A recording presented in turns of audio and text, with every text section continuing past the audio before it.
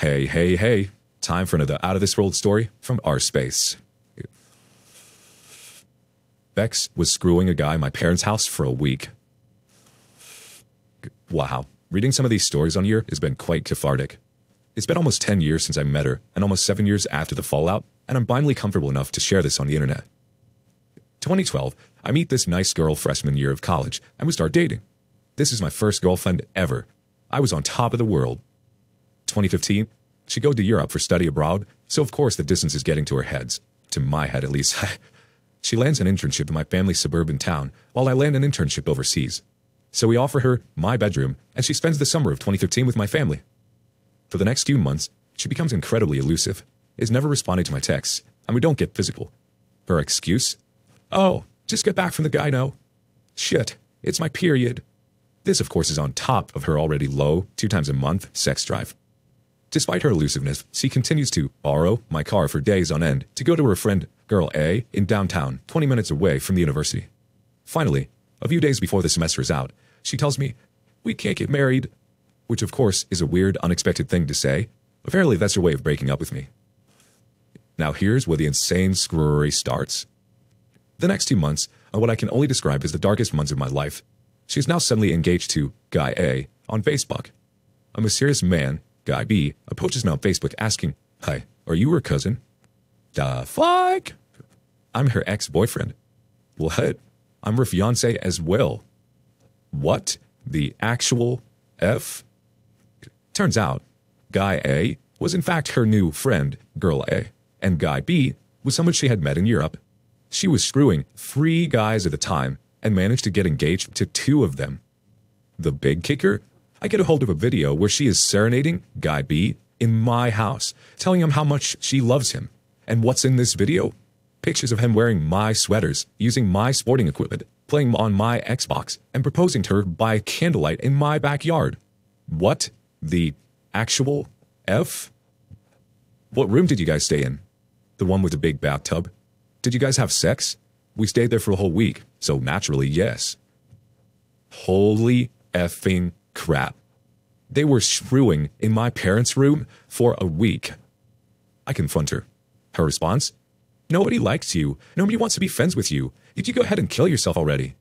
She is aware I struggle with these dark thoughts. Panic attack? I fade. At this point, it's January of 2016.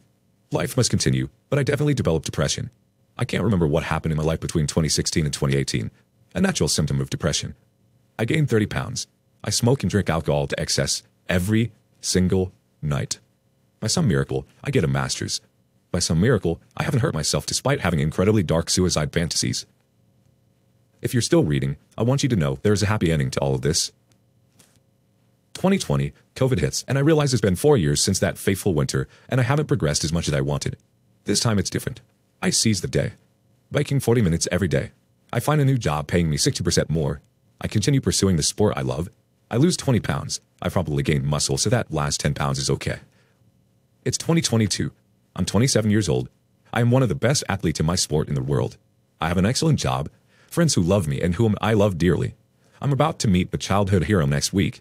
My friend is going to have a baby in a few months. I love babies and can't wait to be an uncle. Everything is amazing. All that being said, the last time I kissed a girl was 7 years ago. The last time I went on a date was 7 years ago. My dry spell? 7 years. I remember the last time I had sex. June 2015. It was terrible. This wasn't just a relationship gone bad. This was my only relationship ever. The only person I've hooked up with as well. And my brain's understanding of human relationships is forever warped. It really sucks I haven't met anyone new, and it sucks I haven't been able to fully let go. I hate that I have to sit on the sidelines watching my friends date when, whomever they want, and it's really tough shaking off the feeling no one wants me, and if they do, it's for ulterior motives. I still have an irrational, crippling fear of women. But these past few years have taught me some incredible things. 1. Self-love. No one is going to tell you, I love you, more than yourself, not even your own mother. And when someone else tells you, I hate you, you must be the first person to say, I love you, because no one else will. 2. Guard your heart. Going along the lines of number 1, love yourself at a level so hard that if anyone can match even 50% of that, you'll know they deserve a spot in your life. 3. Things are getting better. Rome wasn't built in a day. Mighty oaks were once seedlings. If you read this far and are dealing with a similar situation, this crap takes years to heal, but you'll be so much stronger for the better. Have faith. Too long didn't read? Self-explanatory. X was screwing a guy for a week. Depression, suicidal thoughts. It's been 7 years, and I've made incredible progress. Our first response comes from Intelligent Meat 2417. So terrible, bro. But glad you're doing better. Take your time. You should date someone you like. Good luck. Another thought from JC Photography 71. Good for you, friend. Some think you're on a great path of healing and finding love. I had my first girlfriend at 19. She wasn't my first choice, but the girl I was infatuated with didn't see me as a boyfriend material until I had a girlfriend. Life went on, and girlfriend number 1 and I broke up about 4 months later. I was devastated. I dated several other girls, off and on, but never got serious with any of them. Until one day, when I was 24, I met this young gal who was quite a bit younger than me. She was 3 months away from being legal age. I asked her out, and our first date was July 4th. We ended up spending every day together that long holiday weekend. We dated for 2 years, and then ended up married. It's been 20 plus years, and I'm here to say, be patient, and let love find you. I was the last of my friends to start dating, and the last to get married. I love that you are in this self-love mode and getting stronger every day.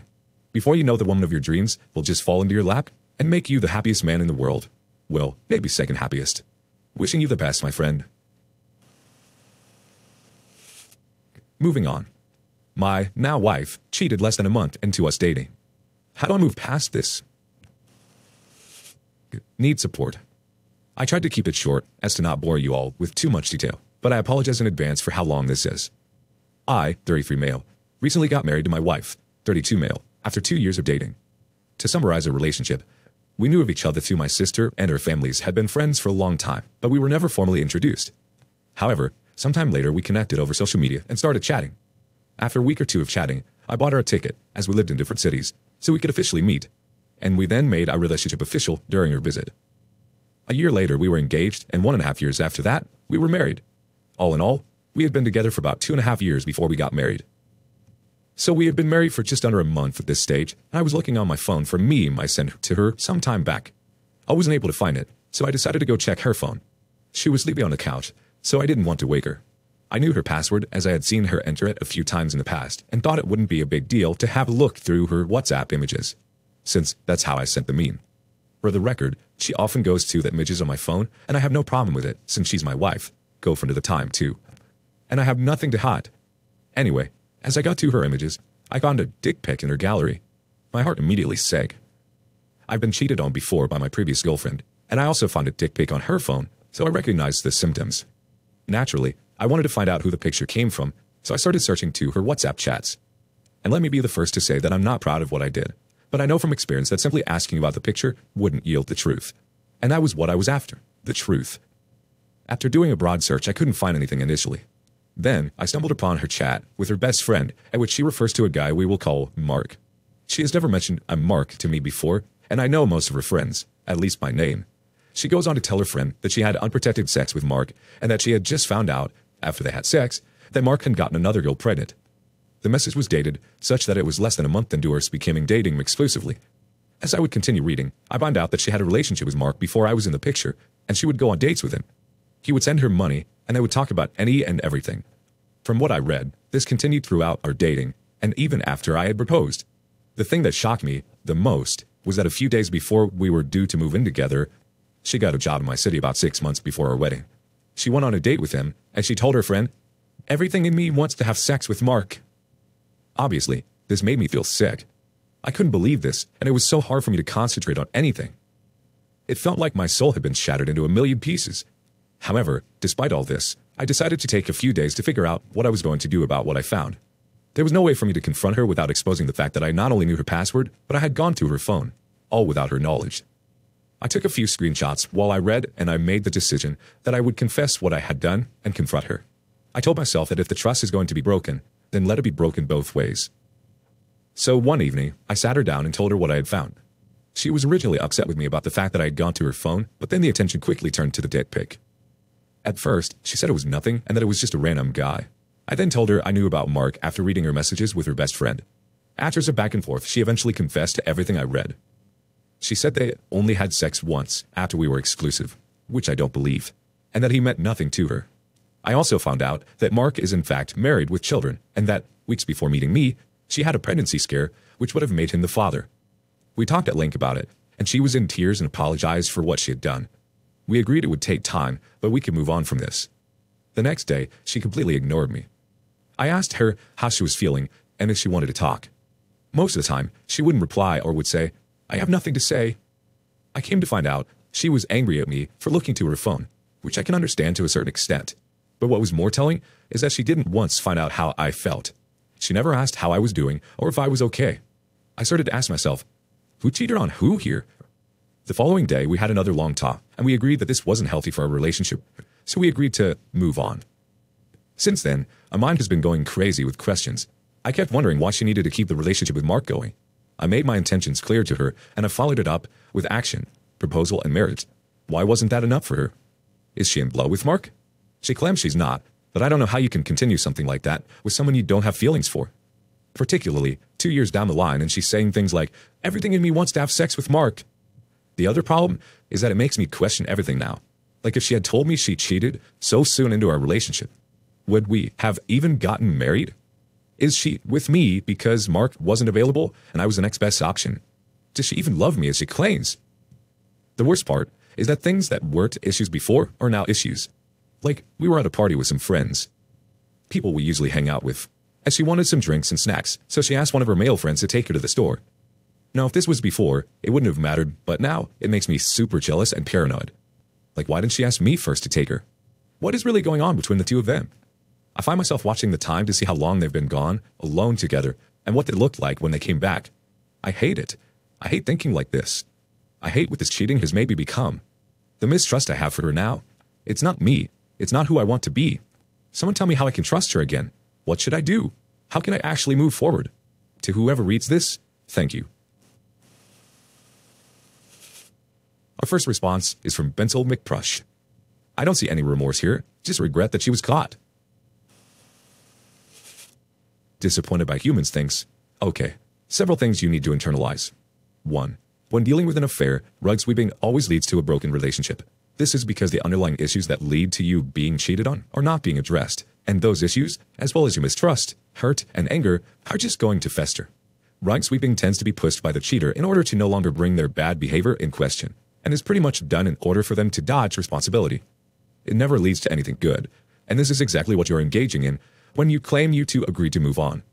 This wasn't done for your benefit or for the sake of the marriage. This was done so she could avoid facing her actions. 2. There should be no major secrets in a marriage. I know this tends to be an unpopular notion, but things like password-locked phones and computers that the other spouse can get into is a huge red flag. You two are supposed to be building a life together, sharing in your good and bad days, your triumphs and failures, your celebrations and tragedies. Where, exactly, does having a private life fit into that? I get sometimes needing a bit of alone time every now and then, but you are both supposed to be aware of each other's private sides. You're sharing a life together, remember? If someone wants a private aspect of their lives that they don't want their partner to know, then they shouldn't be married. Also, it's always revealing when someone gets angry at their partner for snooping. It lets you know just how much care and respect they really have for you. Whether you realize or not, what they are telling you is, how dare you find out I was betraying you the only way you reasonably could? Apparently, you'd be a better person if you continued to let them deceive you. You should ask her how she would take it if you were cheating on her, and then got angry with her for checking your phone. The answer you get will be very interesting, I'm sure. 3. Your wife does not respect you. I can say this to 99% certainty. There is no reasonable way that someone who has respect and love for their spouse would cheat on them for the majority of the relationship, continue to do so even after being engaged, never reveal what they did to their spouse even after they got married, but is willing to confide in another about their betrayal, express anger at the betrayal partner upon being discovered, do nothing at all to make up for what they have done instead of asking that they must move on from it, asking people other than their spouse to do things with them. No one who actually has respect and proper regard for the person they are with and the relationship they are in would do these things. The reason why you are feeling so much anger, mistrust, jealousy, and paranoia, besides the unaddressed and unresolved issues behind her cheating, is because deep down, you know this is true. Your mind is rebelling against what you're actively trying to deny, that there is no way you could possibly trust her again if things continue as they are. 4. Trust, if it is even able to be regained, has to be earned by her. not built back up by you. Asking how you can trust her again after what has happened is the wrong approach and reveals the wrong sort of mindset. It frames things as if there is something you need to do in order to improve things and something that you need to fix in yourself. But you're not the one who broke the relationship. She did. If anyone needs to be doing anything here in regards to fixing things, it's her. To put this another way, to answer your question, the only way you can trust her again is if she earns that trust back, and it's going to take a great deal of work to get it back after a betrayal. That's how trust works. There's a reason why it's said that trust is lost in buckets, but gained in drops. As far as your other question, there's really only two ways to move on that will actually be beneficial to you. Either she puts in the work to show you that she is a safe and worthy spouse that is deserving of the love and loyalty you have for her, enough that you feel comfortable enough to continue a relationship with her, or you leave her and find someone who's worthy of the love and loyalty you are willing to give a partner. That's it.